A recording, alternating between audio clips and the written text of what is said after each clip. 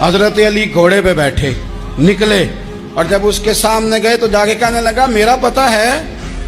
हजरत अली फरमाने लगे तू अपना छोड़, मेरा पता है तुझे, मुझे तू जानता है। कहने लगा मैं 1000 के मुकाबले में अकेला लड़ता हूं। हजरत अली शेर खुदा फरमाने लगे पता नहीं तू किन से लड़ता रहा है, जाने वो कौन है जिनसे तू लड़ता रहा है, वो कौन 1000 थे जो तेरे मुकाबले में आते थे, पता नहीं। तो कहने लगा मेरा नाम मेरी माँ ने अमर बिन अब्दे वुद रखा है। फरमाया छोड़ तू, मेरी माँ ने मेरा नाम हैदर रखा है।